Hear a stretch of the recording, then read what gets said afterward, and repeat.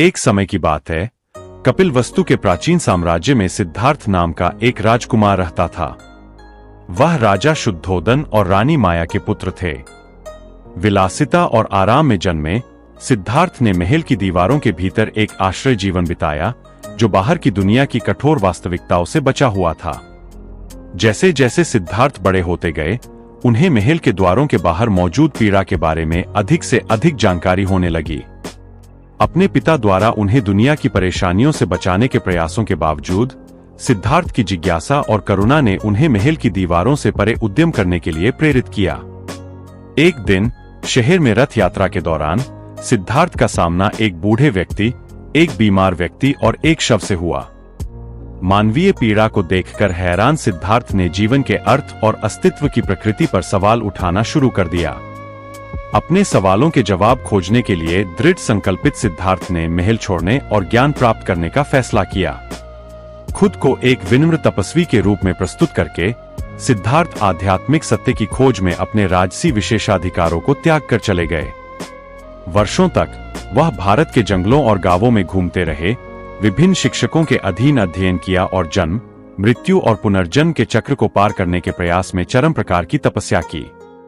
अपने कठोर प्रयासों के बावजूद सिद्धार्थ अधूरे रह गए। यह महसूस करते हुए कि अत्यधिक तपस्या आत्मज्ञान का मार्ग नहीं है, उन्होंने अपनी तपस्या को त्याग दिया और एक मध्यम मार्ग खोजने का संकल्प लिया, संयम का एक मार्ग जो आत्मभोग और आत्मपीड़न के चरम से बचता है। एक दिन जब सिद्धार्थ बोधि वृक्ष के नीचे बैठे तो उन्होंने एक गंभीर प्रतिज्ञा की, जब तक उन्हें ज्ञान प्राप्त नहीं हो जाता वह अपने स्थान से नहीं उठेंगे।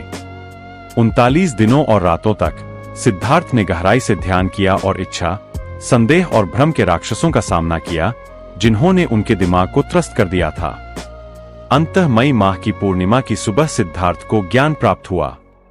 जैसे ही भोर की पहली किरण ने दुनिया को रोशन किया, सिद्धार्थ बुद्ध बन गए, जागृत व्यक्ति। ज्ञान प्राप्त करने के बाद बुद्ध ने अपना शेष जीवन पूरे भारत में यात्रा करते हुए सुनने वाले सभी लोगों को मुक्ति का मार्ग सिखाने में बिताया। उनकी शिक्षाएं, जिन्हें धर्म के नाम से जाना जाता है, ने दुख पर काबू पाने और सच्ची खुशी प्राप्त करने में सावधानी, करुणा और ज्ञान के महत्व पर जोर दिया। बुद्ध की सबसे प्रसिद्ध शिक्षाओं में से एक सरसों के बीज की कहानी है। ऐसा कहा जाता है कि एक बार एक दुखी मां अपने बच्चे के निर्जीव शरीर को गोद में लेकर बुद्ध के पास आई। मदद के लिए बेचैन होकर उसने बुद्ध से अपने बच्चे को वापस जीवन में लाने की विनती की। बुद्ध मां के दुख की गहराई को महसूस करते हुए एक शर्त पर उसकी मदद करने के लिए सहमत हुए। उसे एक ऐसा घर ढूंढना होगा जहां कभी किसी की मृत्यु न हुई हो और उस घर से एक सरसों का बीज वापस लाना होगा। मां आशा से भरी हुई अपनी खोज में निकल पड़ी, घर घर जाकर मायावी सरसों के बीज की तलाश करने लगी। लेकिन चाहे वह कहीं भी गई हो, उसे कोई ऐसा घर नहीं मिला जहां कभी किसी की मृत्यु न हुई हो। वह जहां भी गई, उसका सामना ऐसे लोगों से हुआ जिन्होंने उसके जैसे ही नुकसान और दुख का अनुभव किया था।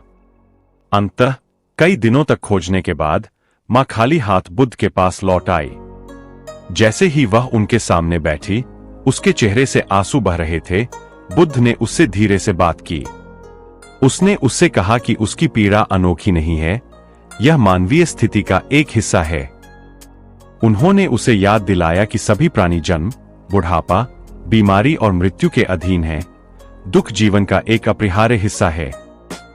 लेकिन उन्होंने उसे यह भी बताया कि दुखों से उबरने का एक तरीका है, जीवन की चुनौतियों के बीच शांति और खुशी पाना। उन्होंने उसे 4 आर्य सत्य सिखाए: दुख का सत्य, दुख के कारण का सत्य, दुख के अंत का सत्य और उस मार्ग का सत्य जो दुख के अंत की ओर ले जाता है। मां ने ध्यान से सुना जब बुद्ध ने अष्टांगिक मार्ग की व्याख्या की: नैतिक आचरण, मानसिक अनुशासन और ज्ञान का मार्ग जो दुख से मुक्ति की ओर ले जाता है। बुद्ध की शिक्षाओं से प्रेरित होकर उन्होंने त्रिरत्न, बुद्ध, धर्म और संघ की शरण ली और आत्मज्ञान के मार्ग पर चलने की कसम खाई। उस दिन के बाद से मां ने स्वयं को सचेतनता, करुणा और ज्ञान के अभ्यास के लिए समर्पित कर दिया।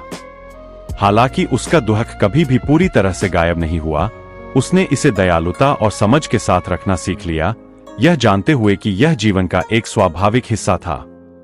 जैसे जैसे साल बीतते गए, माँ अपनी बुद्धिमत्ता और करुणा के लिए जानी जाने लगी और दूर दूर से लोग उनका मार्गदर्शन लेने आने लगे। और यद्यपि वह अपने खोए हुए बच्चे को कभी नहीं भूली, उसे इस ज्ञान में सांत्वना मिली कि पीड़ा सार्वभौमिक है, कि कोई भी अस्तित्व की पीड़ा से अछूता नहीं है। और इसलिए सरसों के बीज की कहानी बुद्ध की शिक्षाओं की याद दिलाती है कि पीड़ा जीवन का एक अंतर्निहित हिस्सा है, लेकिन जागरूकता, करुणा और ज्ञान के माध्यम से हम पीड़ा से मुक्ति और सच्ची खुशी पा सकते हैं। बुद्ध की शिक्षाएं आज भी दुनिया भर के लाखों लोगों को प्रेरित करती है, जो अक्सर परेशान दुनिया में आशा, करुणा और ज्ञान का एक कालातीत संदेश देती है। और यद्यपि दुनिया बदल सकती है, बुद्ध का ज्ञान हमेशा की तरह प्रासंगिक और शक्तिशाली है, जो हमें शांति और मुक्ति के मार्ग पर मार्गदर्शन करता है।